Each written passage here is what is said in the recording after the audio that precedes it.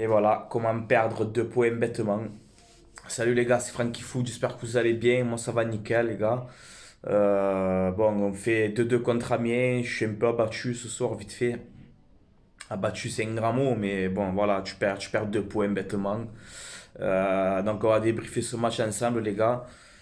Donc la composition de l'équipe 4-3-3, côté marseillais, avec Bounassar dans les côtés, avec Amavi. Camara donc qui remplaçait Kaeta Tsar qui était absent. Camara donc Alvaro dans l'axe avec Strootman en 6, Rongier Sanson et Benedetto, Germain et Payet pour combler l'attaque. Donc voilà, première mi-temps compliquée, on n'a pas trop d'action. On n'a pas trop d'action. Amiens, en fait, la première mi-temps, ça m'a fait penser à Marseille-Nantes. Voilà.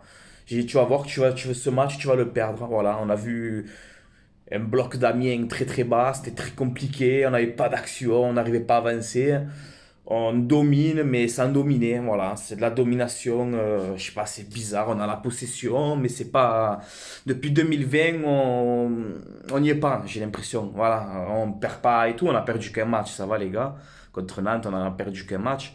Mais j'ai l'impression que depuis 2020, je sais pas, dans le pressing, dans l'agressivité, c'est bizarre. Voilà, c'est très très bizarre. Pas d'action. Benedetto, on n'arrive pas à le trouver. Je l'ai senti très très seul aujourd'hui. Franchement, je l'ai senti très très seul. Après, il a fait comme il a pu, mais je l'ai senti vraiment seul sur ce match. Voilà, donc première mi-temps, franchement, je me suis un peu ennuyé quand même. Mais tu as Sanson qui, à la 45e minute, je crois, ou 44e minute, qui te met un but magnifique. Sur une passe de Strootman, il se retourne, il se l'amène bien, il enchaîne une belle frappe magnifique. Ça fait 1-0 pour l'OM à la mi-temps. Je dis, bon, ça va, allez, on va mettre un deuxième but, on sera tranquille. Deuxième mi-temps, il y a du mieux. Deuxième mi-temps, il y a du mieux, avec un Payet notamment, on va dire qu'il s'est bien réveillé, parce que la première mi-temps, il n'était pas du tout comme toute l'équipe, hein. Et la deuxième mi-temps, j'ai vu un autre OM, un autre Dimitri Payet surtout, qui a monté son niveau de jeu et qui met ce deuxième but assez rapidement. Ça fait 2-0 pour l'OM. Il fait le classique et il revient. Il part de la gauche, il revient dans l'axe, la frappe elle est déviée, ça fait 2-0. Donc voilà, j'ai dit, c'est bon, la victoire ne peut pas nous échapper, mais j'étais pas serein. J'étais pas serein, je le sentais, j'étais pas serein. Ça fait 2-0, mais c'est bizarre. Donc après, voilà, tu as le penalty d'Amiens. La faute est liée à ma vie, franchement, qui a fait un bon match, mais il a fait 2 fautes. Voilà, il prend un carton jaune. Là, sur la faute, il fait le penalty. Normalement, c'est rouge. Donc, on s'en sort bien aussi, il faut le dire, les gars. Il faut dire la vérité, il méritait le rouge. Donc, ça fait penalty pour Amiens. Amiens qui revient à 2-1, but de Guirassy. Et là, le stress commence à monter parce que je me suis dit, tu verras que le match, tu vas pas le gagner. Tu vas pas le gagner et je le sentais. Je le sentais, voilà. Donc à la fin, on se fait punir. En plus, il y a un ballon qu'on reçoit, Germain qui reçoit le ballon à la 89e ou 90e minute, même un peu plus. Au lieu de garder le ballon dans le côté, non, lui non, il joue, il fait n'importe quoi.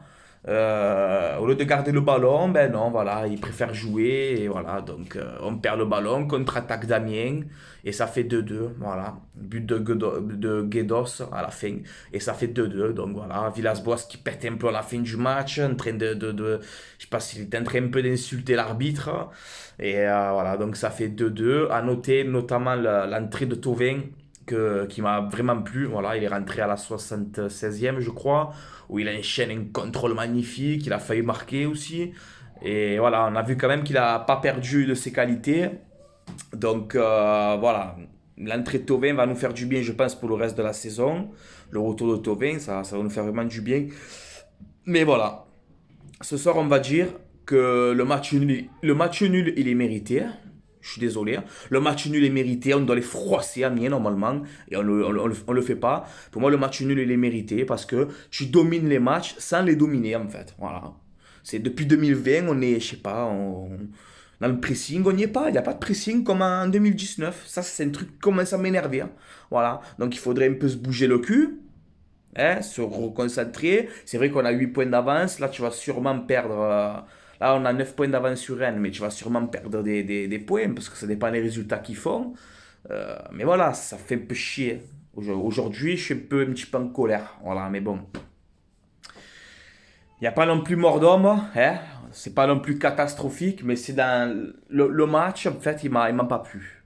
Voilà. Il m'a pas plu parce que tu domines le match, mais on ne tue pas. Voilà. On n'est pas des tueurs.